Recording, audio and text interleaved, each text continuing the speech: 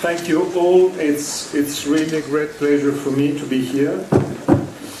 And this pleasure is, first of all, because I have the opportunity to discuss with you about these topics. I will present the report, but then I will be more than happy to answer your questions or to receive your reactions around the report. The report is, first of all, on the single market. I say that because there are so many topics on Europe, so it's very difficult to try to focus. So the report is focused on the single market, on the future of the European single market. I will try to summarize the main essence of the report and the solutions, but first of all the analysis of the reason why the single market today needs a big change at the European level. First of all, as Giovanni said, I traveled around the 27 European countries and around also countries not members of the European Union but members of the single market. You know that there are some countries that are not part of the European Union but are part of the single market or part of the single market. Norway, Iceland, Liechtenstein, partially Switzerland. These countries were part of the journey. Why a journey? Because I was convinced, and I'm really convinced, that the future of the single market is not a topic just for experts. It's not just a topic for decision makers. The single market is the life of people. The single market is your life. The single market changed your life, our lives, gave us a lot of opportunities because it was the way to eliminate borders within the European Union. I always repeat that if you are able today to travel, spending not much as when we were students 30 years ago, 40 years ago, we were obliged to spend for travels intra-EU, it is because of the single market. Why? Because the single market is the freedom of movement, freedom of circulation of goods, services, capitals and people. And one of the big achievements of the single market was the possibility to democratize travels by plane, for instance. When I was a student like you, I studied in the Pisa University. At Pisa University, I was studying European affairs, and for me it was almost impossible to join Brussels because it was possible only by plane. And planes at that time were before the single market, in the period in which the single market was formed, and there were only two airlines joining the Italian Belgium. The two airlines were Sabena and Alitalia, names that are no more existing, and they are no more existing also because they were used to work in a monopolistic system, and so they were not efficient because they were in a monopolistic system. And these two companies were, of course, creating a sort of cartel, raising the level of the cost. Traveling by plane at that time was really a luxury. It was for wealthy people, it was not for all. Today, you are able to travel from Italy everywhere in Europe with companies that are companies based in Europe, not in Italy. This is the big change of the single market. When I was young, the only possibility was to travel through Alitalia or through Sabena. Sabena was the company of the official airline company of Belgium. Today you can travel with an Irish company, Ryanair, with a Spanish company, Vueling, with all the different companies can bring you from Italy to another European country. This is the single market. This is one very concrete example of the single market. And the single market is really life, daily life of European people. The single market is the reason why today is for you easy, if you are European based, to come here, and it is less easier today to go to London studying, because the UK today is out of the single market and is becoming more and more complicated studying in the UK, because the UK is out of the single market. The single market is the reason why you have the possibility to have Erasmus. Erasmus is one of the outcomes of the single market. Before the single market, Erasmus didn't exist. I say that just to give you an idea, a very concrete idea. We are not talking about something that is abstract, rhetoric, or something in the clouds. We are talking about our daily life. Why a report on the future of the single market? I mentioned the fact that the single market is the freedom of movement of goods, services, capitals, and persons. The single market, as you know, was created between 85 and 92. And today, I was asked to write a report. Which is the best or the worst enemy of a report? The drawer. You know that many reports end their life in a drawer. That means that they are just there for you to study the report, but then nothing happens in the real life in the institutions.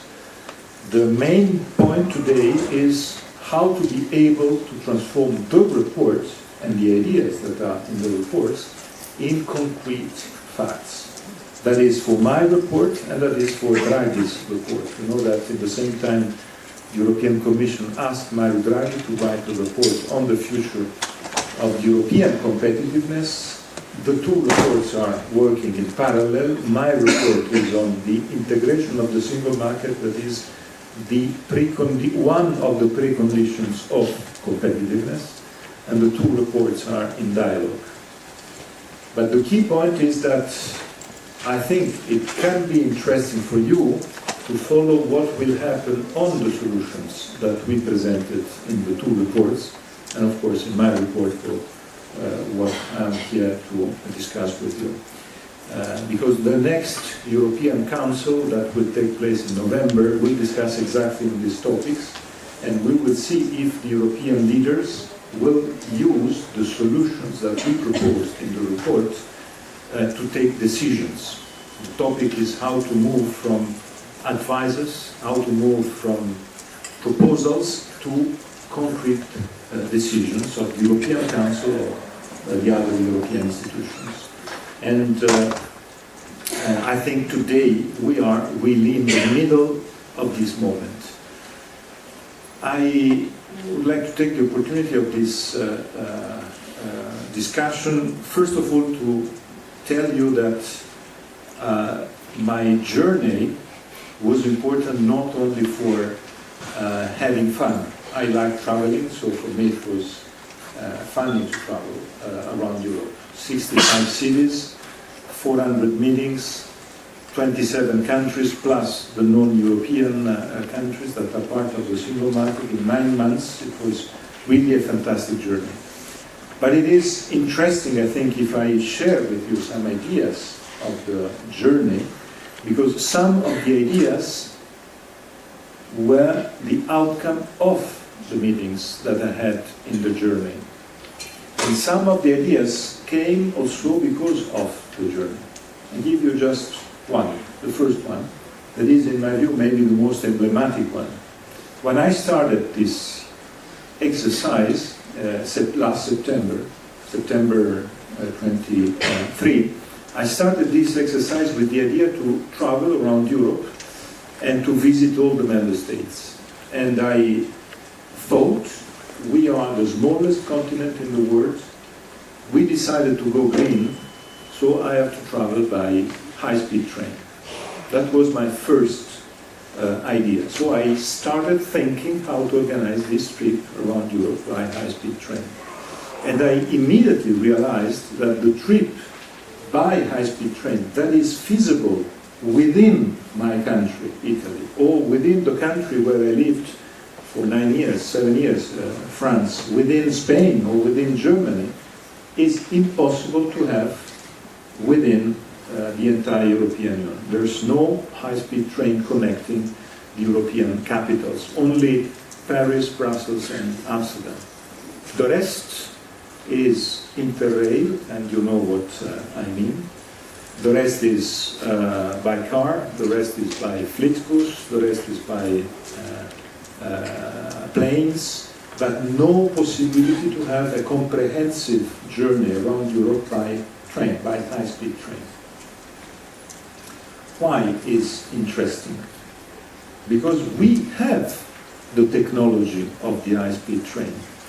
We have the best high-speed trains at the world level here in Europe. But we have these investments only at national level. The high-speed train ends its journey at the border. Within the European Union, where borders are no more existing. Theoretically, in reality they exist. Because you can't travel by high-speed train among the different capitals. For some capitals, the reason is also an historic reason. Some of them had different rails, different dimension of rails, because it was the idea to refrain the other country or to stop invasions from other countries. The history of the European Union is full of this kind of... But the reality is that we have the high-speed trains, we have the technology, but we don't have the interconnections among the different countries. And the lack of these interconnections, I think, is a symbol of what we miss today in the European Union. Because the same discourse can be on energy. We have national systems of energy not connected enough among themselves. We don't have enough interconnections.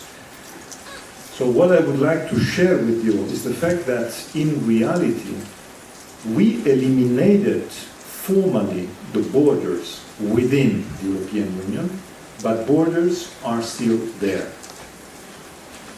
Borders are still there for these topics that I mentioned, but borders are still there also in our mind.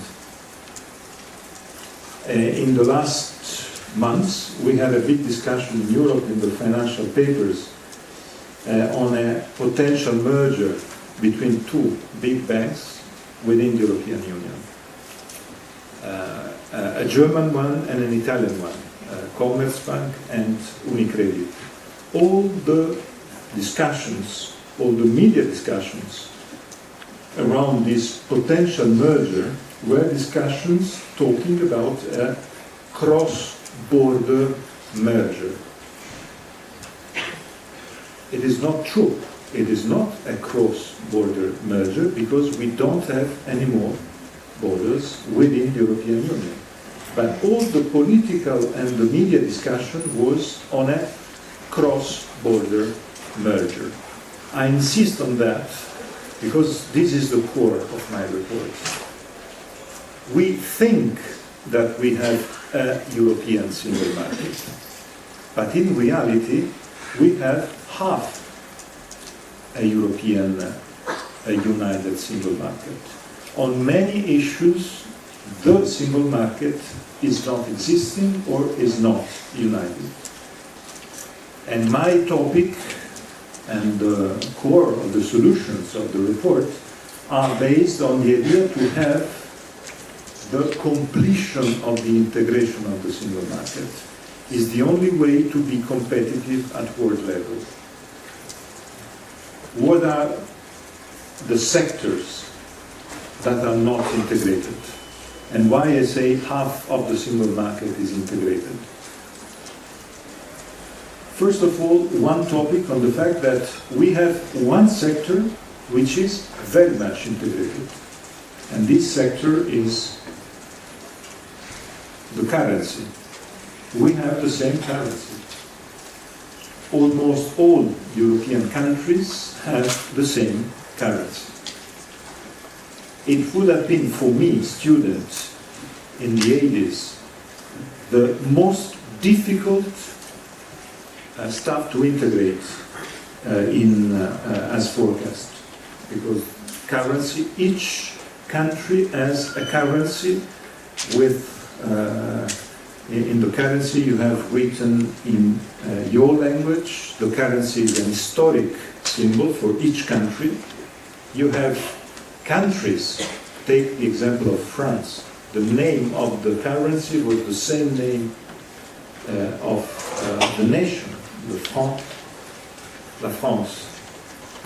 The historic identity of the currency was very strong everywhere.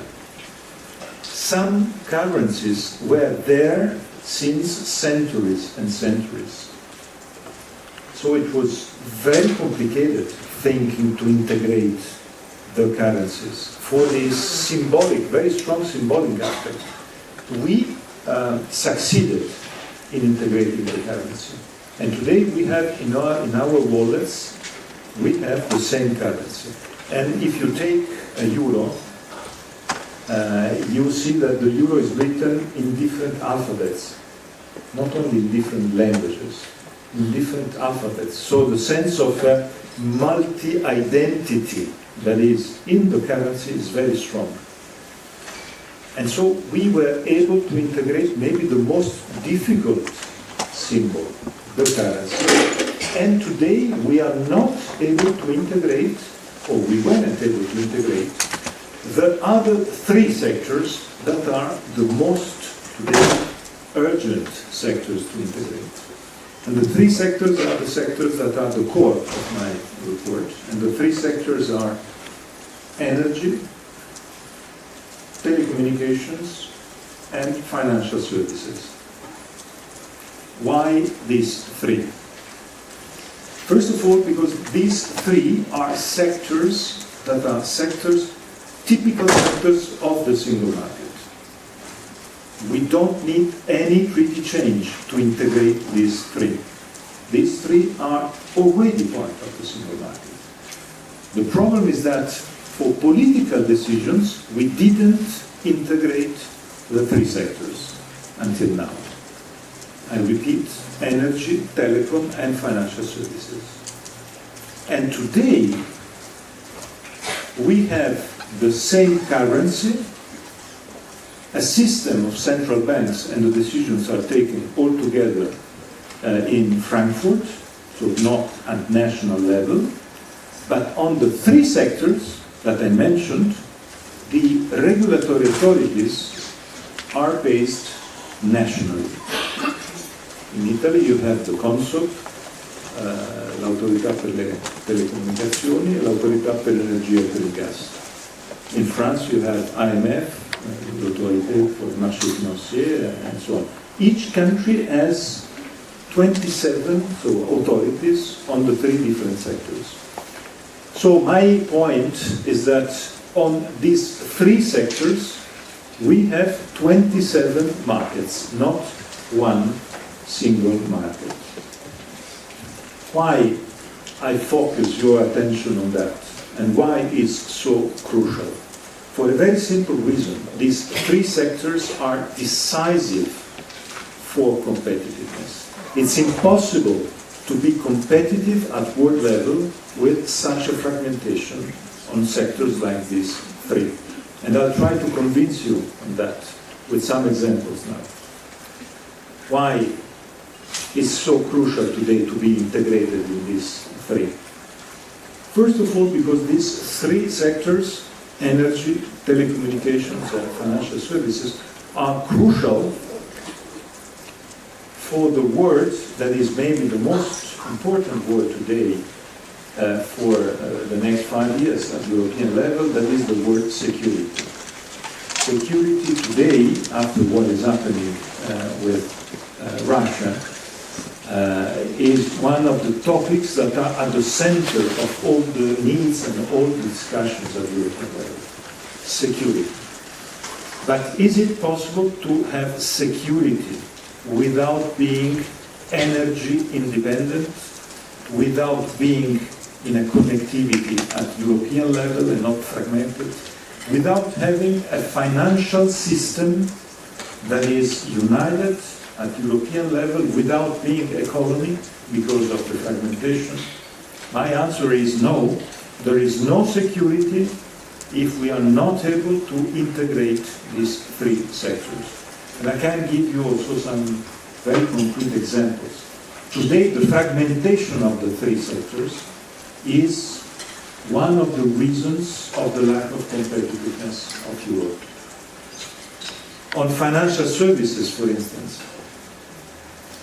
the fact that the European financial services are fragmented is creating a trend that is moving all the different investments, all capitals, all the big investments towards the American financial market.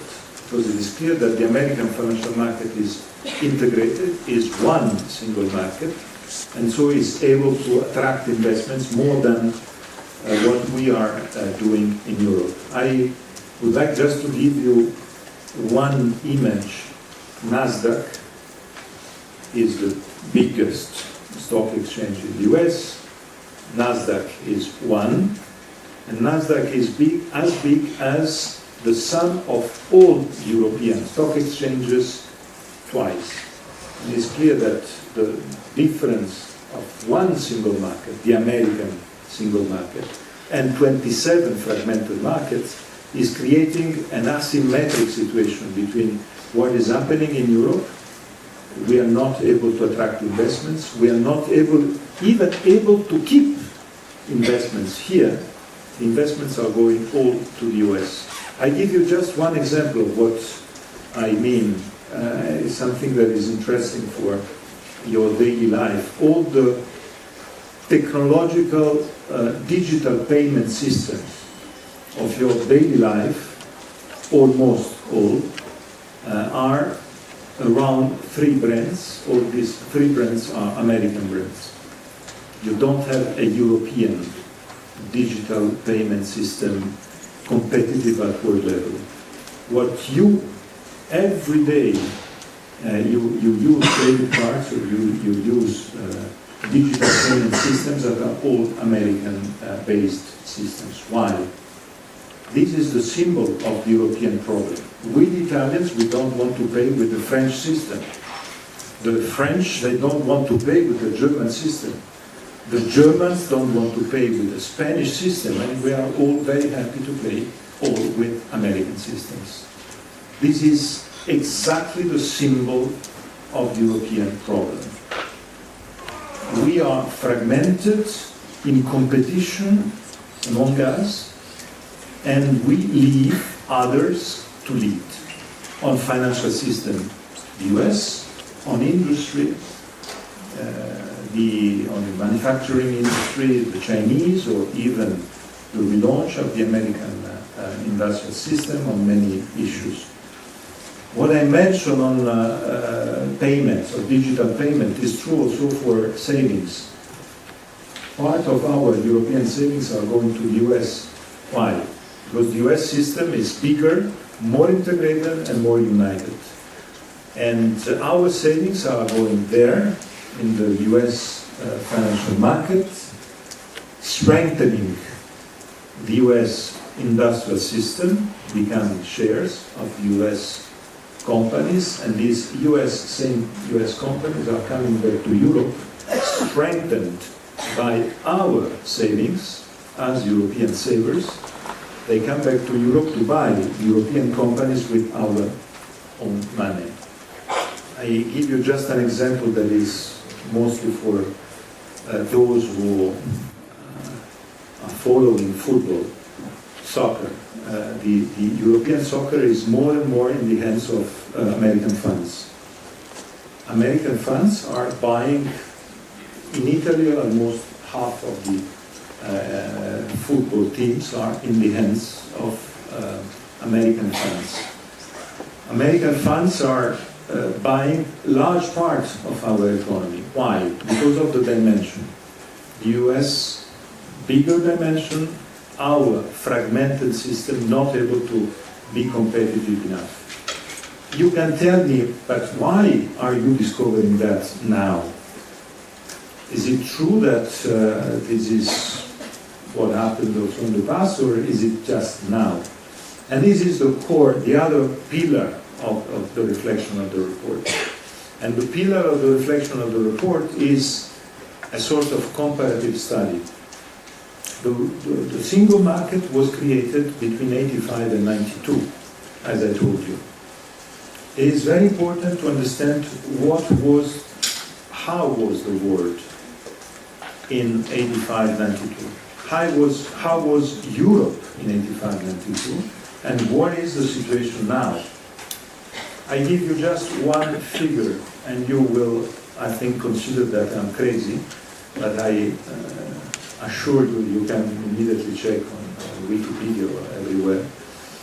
In the 80s, when the entire project of the single market was starting, the world was a world where we had European Western countries, the US, Japan, Canada. That was the big world. The rest of the world was or totally marginalized or out of the market economy system. I give you just an example. China and India together were more than 2 billion people at that time, but China and India together were big as Italy. Jointly, China and India together had the same economic power of Italy in the 80s when the single market was created. That was the world of the 80s. Today, China and India together, they are 25% of the world. They are 10 times Italy, more than 10 times Italy. So what happened in the last 30 years, it's an extraordinary change at world level, and that change changed the topic of the single market. Why? Because what happened on the 3 sectors I mentioned, telecom, energy, and financial services, was that at the beginning of the single market, we considered that the national dimension was enough because of the dimensions I mentioned. Today, the national dimension is no more enough. This is the key message I would like to give you.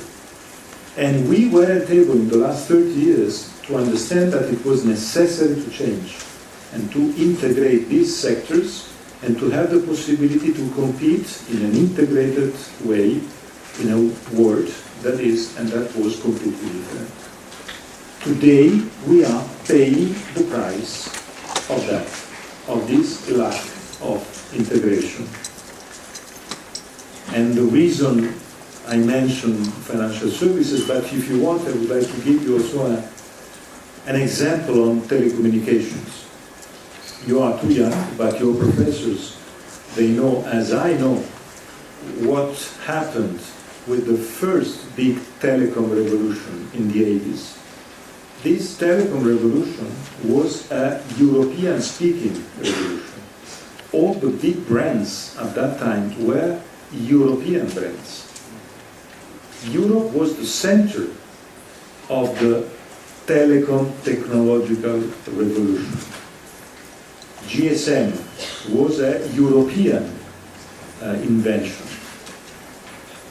30 years later, today, we are in a system where everything, almost everything, is American, Chinese, or South Korean. Europe is marginalized.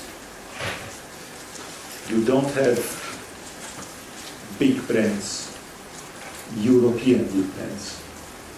We still have, and we are trying to resist with them, Ericsson and Nokia. But in the 80s and the 90s, all the brands were European brands. Today, if you give a look to your mobile, it's very difficult to find any footprint of Europe in your mobile. Why? Because of this fragmentation.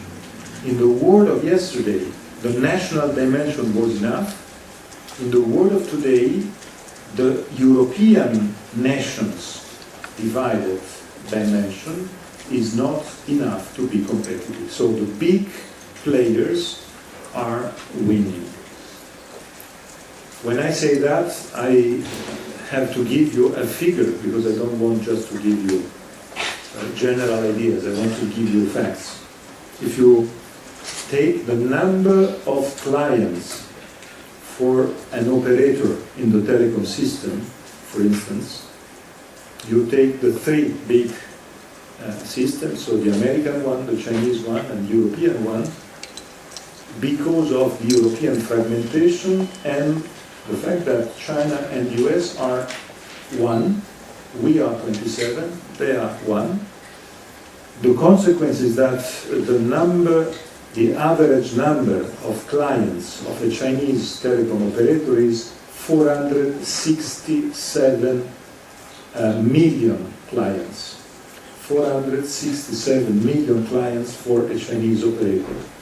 For an American operator, the number of clients, the average number of clients is 107 million of clients.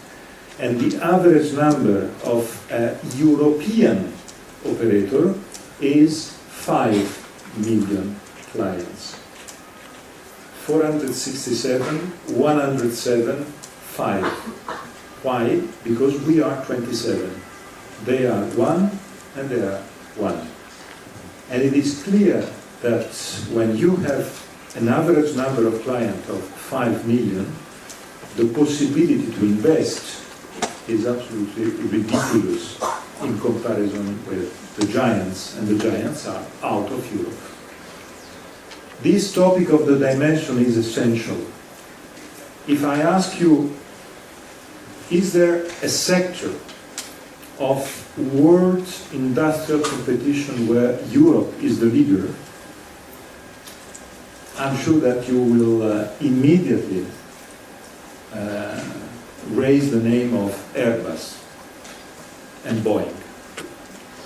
Airbus is winning against Boeing. Why Airbus is winning against Boeing? Because there's one Airbus in Europe. We don't have 27 Airbus. With 27 Airbus, or industrial aeronautic companies, Boeing would win. Boeing loses because we have an integrated industrial system on this sector in Europe. Of course, it was complicated to have it, but we decided to have it, and today we win on that topic. I could continue on the different examples, but I would like to land on other two main issues that are crucial in the solutions that I mentioned in the report, and then I will be more than happy to discuss with you on these topics. The core of the report is taking these three sectors, saying that we have to integrate the three. If we are not able to integrate the three, the gap will grow with the US and with China because of the dimension and the fact that the rest of the world is changing, and we need to change also and to integrate. But there's another reason why we are not taking advantage of the single market, and we are losing ground. I give another figure that can be interesting to you. Europe is the continent of the small and medium-sized enterprises. SMEs are 95% of the European economic system. And the SMEs are not able to take advantage of the single market. Why? For a very simple reason. The single market is not just a problem of eliminating borders on the price or the taxes on goods or services. The single market has one big problem, and the big problem is that we have a single market formally, but for instance, we have, and I'm sure that this topic can be interesting for some of you studying these different sectors, but we have 27 corporate laws. Each European country has its own corporate law. That means if you are an SME, for you it's very complicated to go everywhere in Europe because you need to change corporate law country by country. But if you are an SME, it's very complicated for you to have a legal office, a fiscal office within your company with 20 lawyers, 20 fiscal advisors helping you in changing corporate law when you move from Slovenia to Croatia, or when you move from Portugal to Spain, or from Lithuania to Latvia. This is exactly what happens in Europe. We have 27 fiscal systems, 27 legal systems and corporate laws. I met American investors with the goodwill to invest in Europe, and they told me it's impossible, it's a mess to invest in Europe because you have 27, they told me, legal system, and in some countries you have the regional differences. There are countries, federal countries, with Spain has 17 different comunidades autónomas, Italy has 21, Germany the same. So this is a big obstacle, because with this obstacle you are selecting companies. You are telling big companies, yes, you can do it, because a big company, a multinational, has big legal offices or fiscal offices, but the large amount of companies, they can't. And if they can't move and work at European level, they only receive competition from the big companies coming on their ground and bringing competition to them, so they are not happy. So why I put this topic at the center of the report? Because we need to move. For China and for US is different. They have integrated legal systems. It's easier. So the proposal I put in the report is a little bit creative, but is the only way for me to overcome this obstacle. Which is the proposal?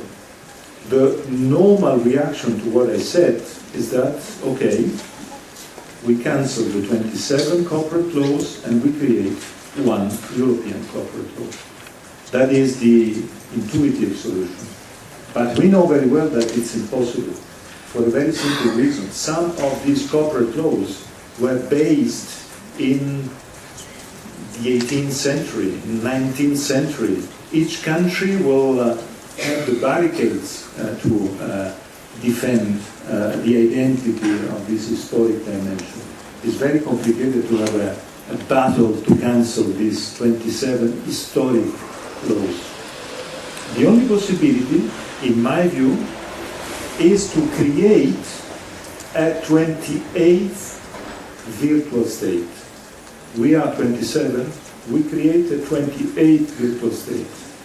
The 28th virtual state doesn't exist physically, but it's a virtual state with its own corporate law, European corporate law. And we create a system where this corporate law of the 28th virtual state is valid everywhere in Europe.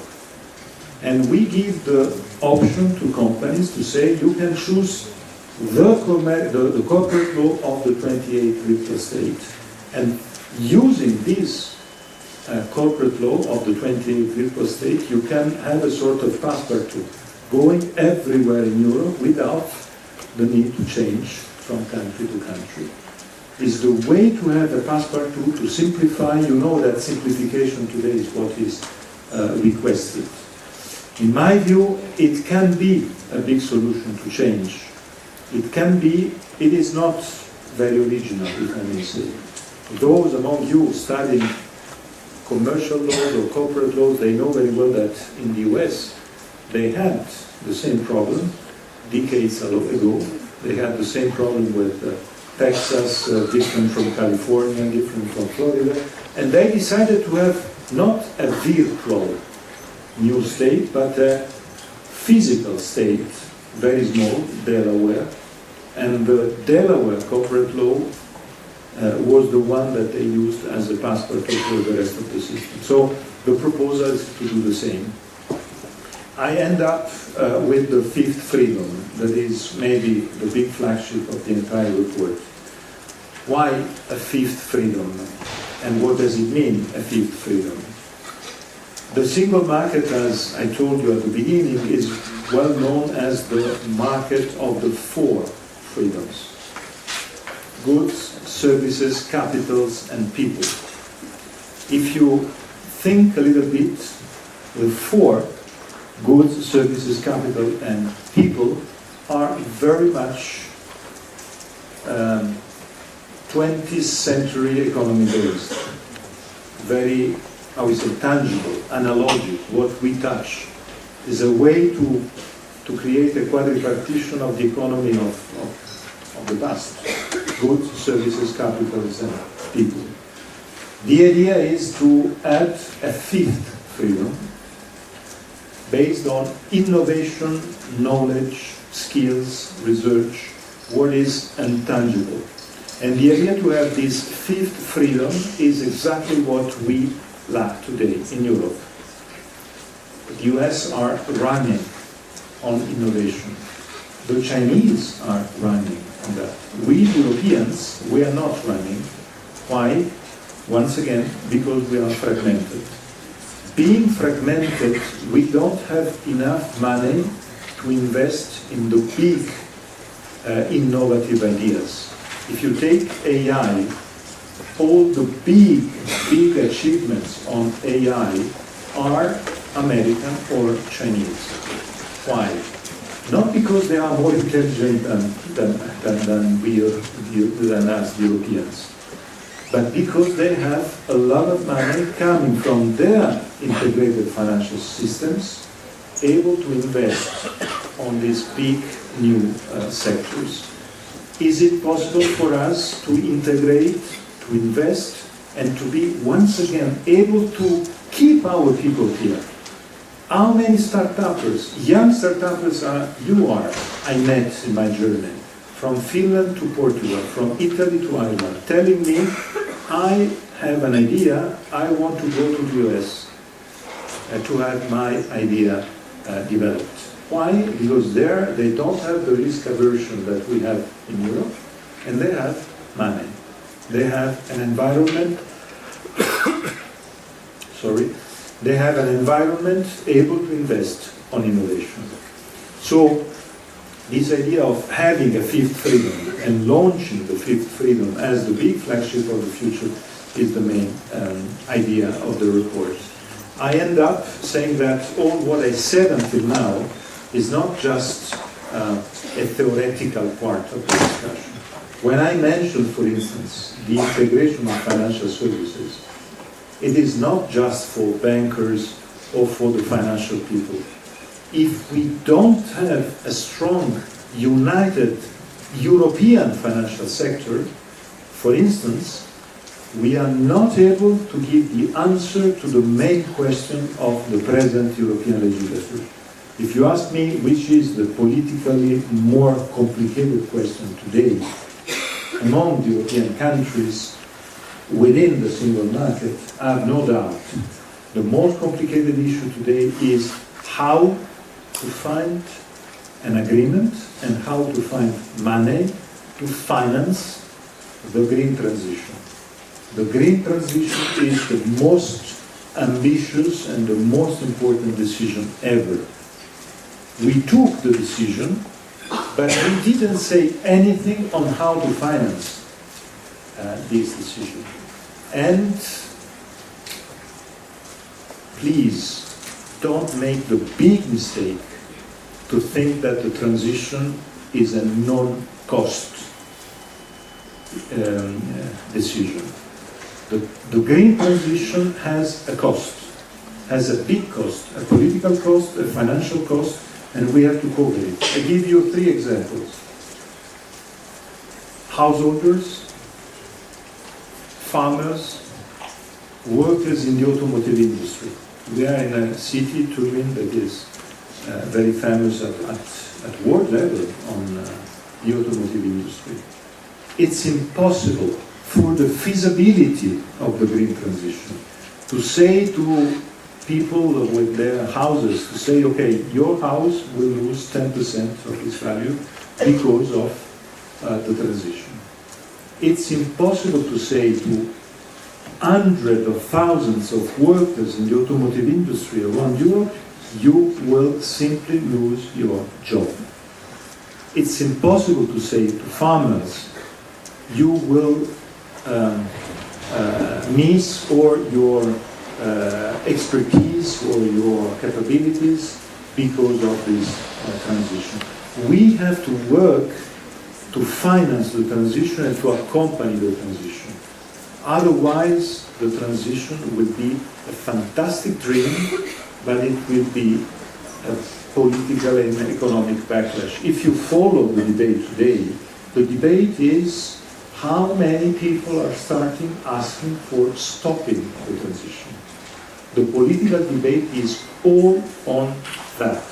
Or stopping the transition, or postponing all the different deadlines, saying that, okay, it's no more 35, it will be 45, and then 50, and then 55. It is not the way to deal with this fantastic, incredible, and very ambitious and courageous decision. The only way to be successful is to finance the transition. But to finance the transition, we need both public money and private money. Why I say both public and private? Because among the European countries, there's not unanimity on how to finance the transition. The southern countries are more oriented on public, European fiscal capacity, public money, based on public money. Northern European countries are based on the idea of using private money or public money, but at national level, not with European fiscal capacity. And today, this, I would say, fight is creating some problems in giving an answer to the question. And today, everything is blocked. If we don't give an answer to this question, everything will remain blocked, and the transition will be a failure. And we can't accept the transition, the green and digital and just transition, as a failure. We have to be successful in the transition. This is why integrating the financial markets is the only way to use also private investments and to create this agreement among northern countries and southern countries, to have a two-legs plan, private money and public money, and to be able to finance the transition, to be successful on that. I hope with this last point I've convinced you that what we are discussing, it is not just details on what we can do on single market, on discussions on the future of the industrial European competitiveness. It is our life, it is your life, it is the life of the European Union in the future that is at stake. And we need to integrate the financial markets and the rest of the single market to be successful in that. I strongly hope that your generation can be protagonists of this political battle. It is not just, and I think you are not here just to study these topics. You are here also just to be aware that your future, our future, is on the solution that we can give to these topics. I end up just with a slogan, because slogans are useful sometimes. The nationalistic sovereignism on economy is making happy Wall Street and the Chinese. The only way to avoid that your generation would be obliged to choose of being an American colony or a Chinese colony is to integrate at European level. Thank you.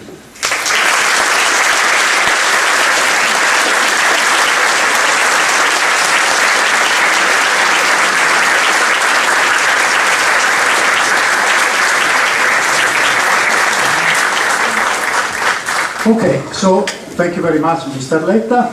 Thank you very much. And now let's immediately open the floor to your questions, comments, and so on. We can collect a few questions or comments, and then Mr. Letta is ready to... Yes, please. The first one is there. Can you introduce yourself, first of all, and then, yes, please.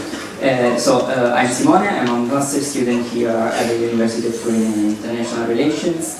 And first of all, thank you for your lecture. And my question is, I actually have two questions. Sovereignists are gaining momentum all over Europe, so we came to the understanding that we do not fight sovereignism by being Cassandra of Troy and predict how disastrous they will be. I think you experienced that on your own in 2022. So my question is there a real threat to the single market by sovereignist parties across Europe, and how to deal with it? And my second question is less academic, but just give me time. Okay. We can start from the second.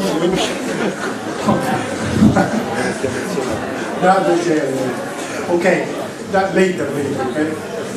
Okay, so thank you very much, Simone, and then let's collect a few questions. Are there any other comments and so on? Please, introduce yourself. Professor, I was actually a former student of yours in Paris. My question is, could you quickly comment on what you think is the future of the defense industrial technological base in Europe following Russia's war of aggression against Ukraine? And more specifically, do you think that the recently announced joint merger between Rheinmetall and Leonardo to produce a main battle tank can be an example, maybe something that shows a trend for the future to go towards an Airbus model as you mentioned, or do you think it's more of an outlier? Thank you very much. Okay, a third one. Okay.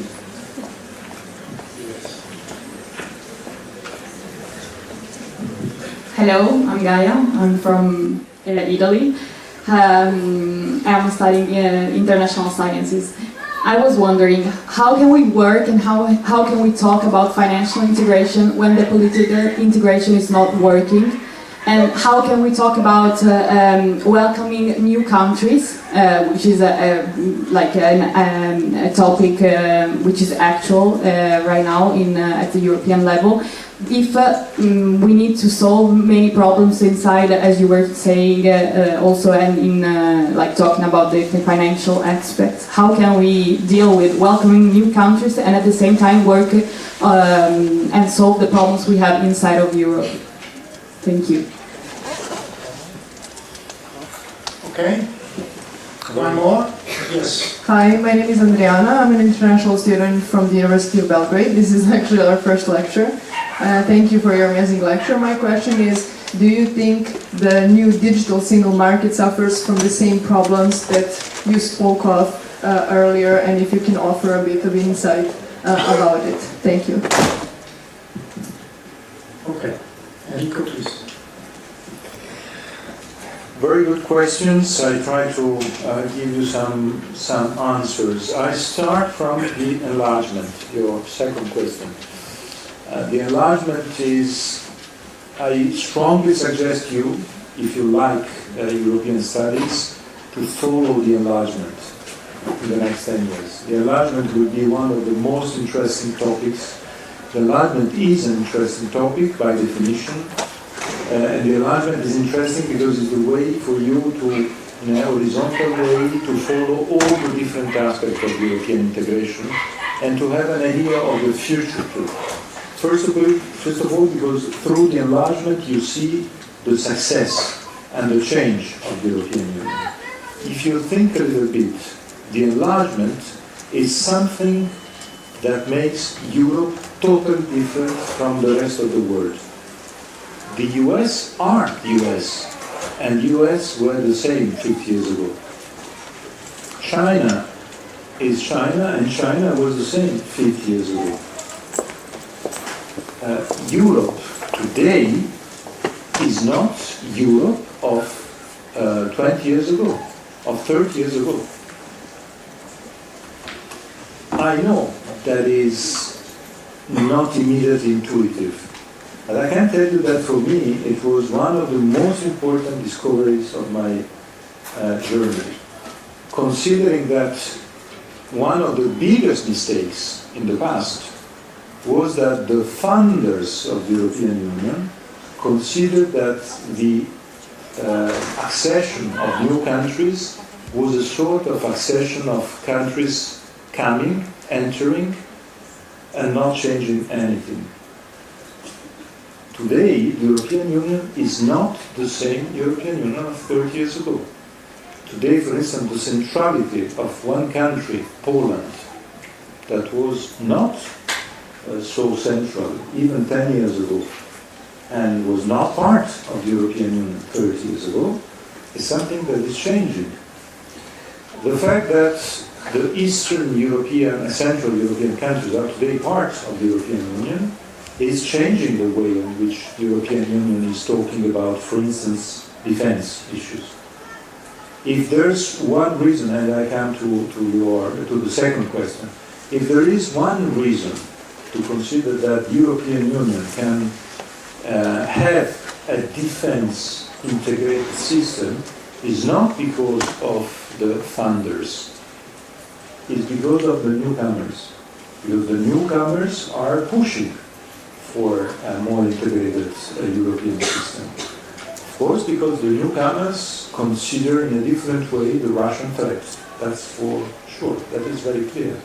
I can tell you that in my journey, I don't know if someone is from Lithuania here, but I was impressed by visiting Vilnius in my journey, and in Vilnius you have in the main square in Vilnius, close to the cathedral of Vilnius, you have a statue on NATO. I don't know how many hours will last in an Italian square a statue on NATO. In Vilnius there's a statue on NATO at the center of the cathedral square. I say that because the different perception is changing also the different policies. And your point about defense is very important because it is clear that the only possibility is to integrate, but the main problem is how to finance defense. And this is an enormous political conundrum. And frankly speaking, I can tell you just about a suggestion I have, but I don't know if the member states will find the solution to this conundrum. And next week, I hope Harris will win, but if Trump wins, the problem on how to finance in Europe our security needs will be maybe the most important issue. And the key point is it's impossible for countries like Italy or like Germany or like Spain, countries that we used to have part of our security guaranteed by the Americans. And so we used, I would say, we spent very, very few money in comparison to others on security, on our security. The key point is that we have to find a European integrated way to finance the security needs, otherwise it will be complicated. I don't see in Italy any possibility to, I would say, to raise our defense expenditures on national base. This is why I propose in the report to use the ESM for defense expenditures. The ESM is there, is not ratified by Italy. I don't know why, it's a crazy decision. The ESM is there with a lot of money based on Luxembourg. So the idea is to change a small part of the statutes of the ESM and to use all this money that are there to finance the defense needs. That can be an idea. And your point about Leonardo and the rest is good. We need to have more integrated systems, otherwise the fragmentation will be one of the reasons of the lack of capacity for all of us, and it is, I think, one of the main issues. Sovereignism. I think the only way to convince all is to consider that the lack of integration in the different systems, different sectors that I mentioned, is not a problem of ideologies. It's not an ideological problem. This is why you heard my final slogan. National sovereignty is making happy Wall Street and the Chinese industry. It is not a slogan, it is the reality. What I mentioned on savings, on digital payments, on everything. We are the reason why, our fragmentation is the reason why Wall Street is so powerful today. Our fragmentation is the reason why the Chinese industry is so powerful today. Because we are not able to stay at the level of this competition. So I hope that the example of the currency can be useful. In countries like mine, like Italy, we had a decade of conflicts of having the new currency, of leaving the lira and having the euro. Playing the scapegoat on the euro, saying that the euro was the reason of all the problems of Italy. Today, 75%, you can check on Eurobarometer, 75% of all European citizens are happy with the euro. Nobody really thinks to come back to lira, peseta, drachma, franc, and so on. It's no more an issue. For you, it has never been an issue because you weren't there. But we had 10 years, 15 years of fights, struggles. People continue to think, it was better when we had the lira.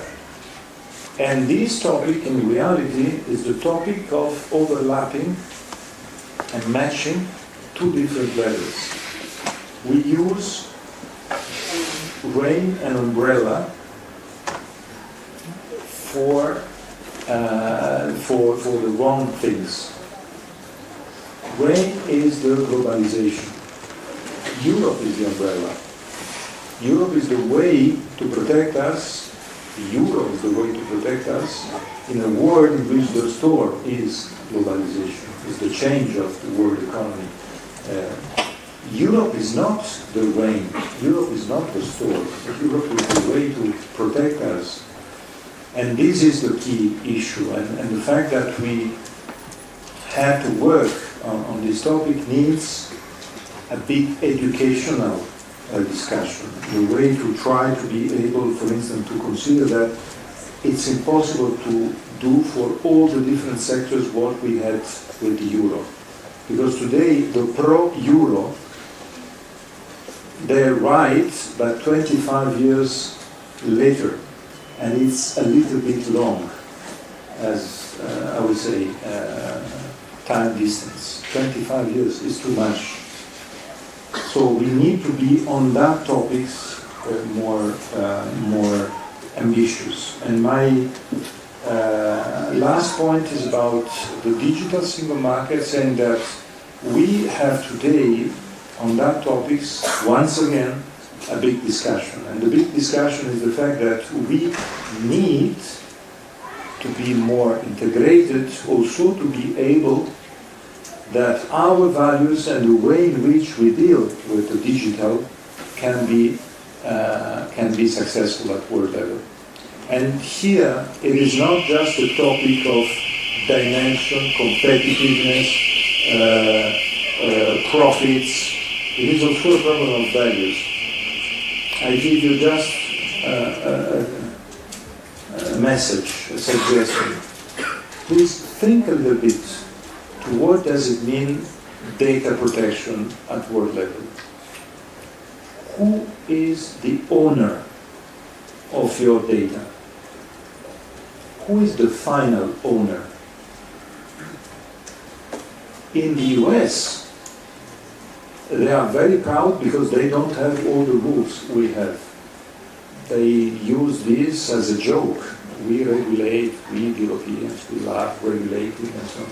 They don't have any regulation on that because they think that is the market, the final safety net. In China, the final owner of your data is the state. In Europe, no matter you are from Finland or from Portugal, from Greece or from Austria, the final owner is the person. And the difference between the market, the state, and the person is something that is crucial in the way in which you have consequences on that. We know that sometimes our regulations are too, I would say, complicated. But it is true too that if we deal with the big, what do you say, new horizons of the artificial intelligence, is it possible to work on that without considering that there are ethical aspects? That my person is the final owner of everything, and not the state and not the market. I strongly believe that this is a word battle. And on this word battle, as Europeans, we have a mission. But we can fulfill this mission. We can win this battle only if we are together. If we are completely fragmented, we will lose this battle. And for me, this topic maybe is the more, I would say, it's really something that is motivating battles, cultural battles, and also all these topics of the integration of the single market. Okay, so we have 10 minutes for a second round of questions. Yes, Professor Conoscenti here. The mic is coming. Professor Elwood. Yes.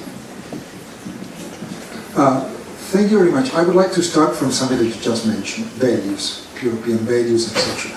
And what you said in the very beginning. You said what we can appreciate of the Union. In 2019, with CIDO, a Barcelona-based think tank, we had a kind of survey on what was perceived the real advantage of the European Union in youngsters. And the answer was free roaming mobile communication. That was very interesting because it was perceived. Given that the elements that your report is focusing on that are very important, but at a time when the original values of the Union are discussed, and then we have all the interferences from Russia and China that want to really weaken our idea of state, failed state, etc. And I like very much your final statement. So it's not ideological. Do you want to be a Chinese colony or American colony, or you want to be European? That is a very simple message. How do you see that the 27 states with different national interests, different values sometimes, can be able to originate a single strategic message that will be able to obtain consensus around these very important reforms? Thank you so much. Thank you, Michelangelo. Professor Elwood. Thank you, Mr. Letta. I'm David Elwood. I teach a course on soft power and global politics at the Bologna campus of the Johns Hopkins SAIS, which I'm sure you know. My question in the environment of soft power involves artificial intelligence. I'm confused. The Americans, including Vice President Harris and President Biden, make very aggressive noises about how they are running the game of artificial intelligence, regulating artificial intelligence. I've got a declaration from Kamala Harris when nobody knew who she was from December 23. They went to be very aggressive about that. On the other hand, on June 24, a pact was signed, originating in the Council of Europe, which signed by Europeans and by Americans, which seemed to provide for a collaborative organization of the regulation of the world of artificial intelligence. What's actually going on? Thank you, David. There is another question there.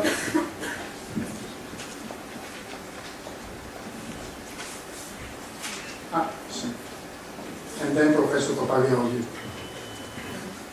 Hi, you talked about the fact that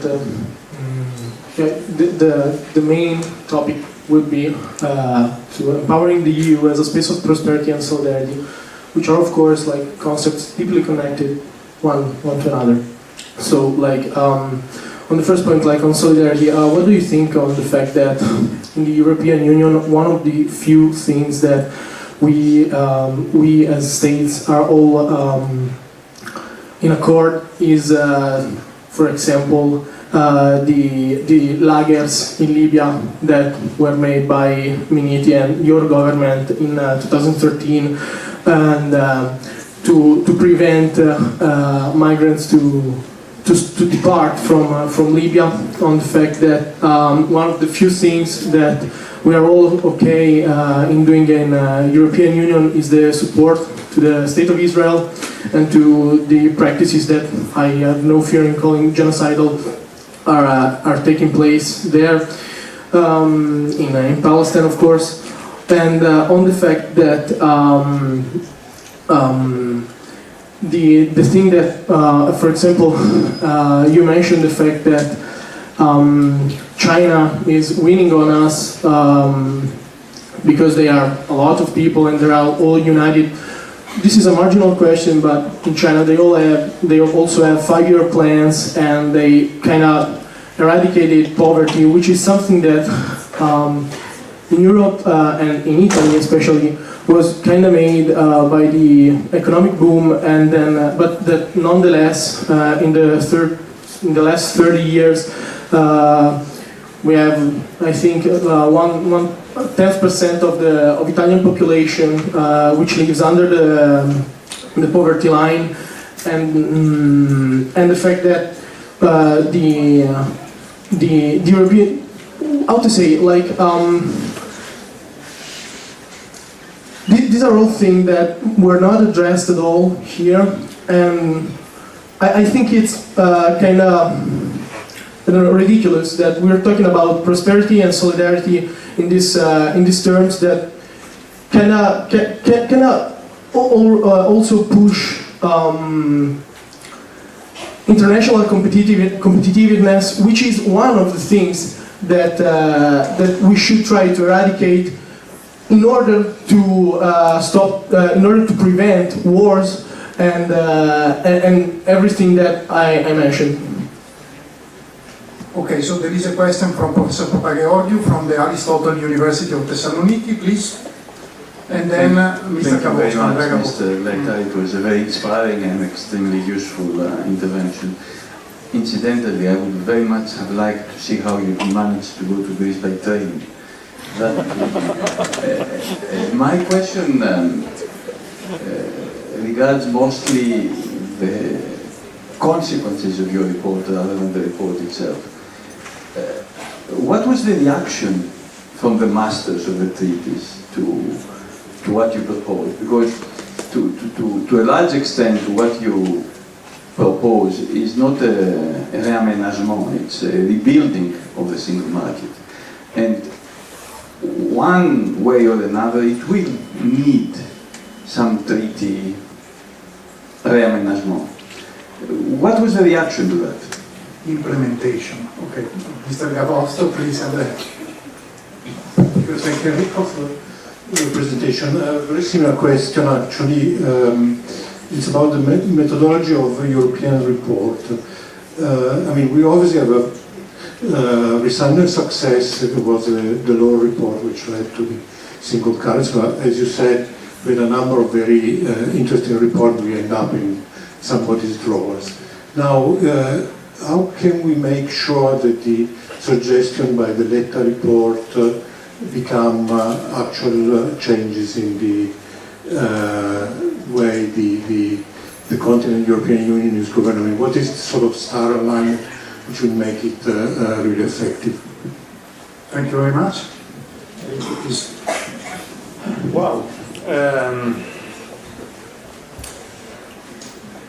I think I think that, coming back to the question on US-EU cooperation on the digital issues, I think that could be one of the most important consequences of the American elections. I think one option or the other option, one scenario and the other scenario will have a big influence on this topic. Because true, for the first time in the US, I had the feeling that there was the awareness of one topic that in Europe was since the beginning the topic of the European Union approach to these aspects. In reality, in Europe we have also another, I would say, big problem that sometimes in the US they don't consider when they, we say, they criticize us on too regulatory approach at European level, is the fact that when something new happens, we have two options. First option is to leave countries free to have 27 regulations. You can imagine the level of mess. The other option is to have immediately a European rule that, of course, is able to become the reference for all the member states. That was exactly what happened on the AI directive. And I think we have to consider that it's the only way to avoid this fragmentation. That is, I repeat, the most complicated issue in Europe. The fact that we are all going in different directions without the capacity. So I strongly hope that this possibility of integration at European level can be different on these topics, but I strongly hope that the cooperation with the US administration that can be in continuity with the present one can be successful. I think the only message that today the 27 can elaborate jointly is a message on how to be effective in creating jobs. And this is why my report is pushing in that direction, saying that I show you that more integration on that is bringing more jobs. Fragmentation is creating a more complicated scenario on economic growth, competitiveness, even on social aspects, on we say growing the gap and inequalities. That is the other big issue that today we have. So of course, I'm not sure that we will be successful, but the next European Council conclusions will be the test. So I suggest you to read the next European Council conclusions. You can see some of them in the papers that today are presented. The next European Council conclusions will be decisive on that. On the point about migrations, I'm really very sorry, but I can't agree with your point for a very simple reason. You can say whatever you think against me, but not on that. Because my government was the government of Mare Nostrum. My government was not the government of Libya Lager. So please, don't use fake news on me on that, because my government was the only government in Europe that created a safe and rescue military operation. It was a military operation, as you said. It was not something that helped migrants. No, please, no. Mare Nostrum saved, following UN figures, Mare Nostrum saved 100,000 lives of migrants in 2013 and 14. So please, on anything, but not on that. Because you are saying something that is not true and is against the memory of what we did on that. And Italy was a country that was an example at European level at that time on these topics. And let me say that I'm very proud on that, on what we did, on what the Italian voluntaries, militaries did to save and rescue No, please, you are saying, you are not saying the truth on that. Please. I'm saying about Mare Nostrum, I don't accept what you are saying because it is not true. Please try to see what Mare Nostrum was, and you will see that Mare Nostrum was not what you are saying. It's a fake news. I'm totally against fake news. You can criticize me on whatever you want, but not please on Mare Nostrum on that, because really it is not a topic where I can accept criticism on that topic. On the other questions, the leaders of the European Union are today leaders that are trying to discuss on how to avoid the lack of competitiveness and the decline of the European Union. So the only way, in my view, is to try to have a leverage approach on that. I don't know if it is possible to have this leverage approach, but this is exactly what we need to do. A leverage approach to try to avoid this decline. The decline is there. I think there are so many examples that are showing that the decline is there. But we need to try to be able to work on that, and the integration of the single market can be a way to avoid that. What I strongly suggest is that to consider that is the only way integrating the single market with today's political European system is the only way to work to avoid this decline, and, as I told you, to finance the transition, the green transition. The green transition is the future, but the only way to have the green transition is to try to be able to integrate the single market, to integrate the financial market. The financial services is the only way to be successful on that. Let me conclude by saying that your role is decisive. Your generation plays a decisive role on these topics. Because if you are able to fight for your future is a European future. Your future is not a nationalistic future. The nationalistic future is a future of decline. The future of integrated European Union is the only future of success in the world of tomorrow. Thank you. Thank you very much.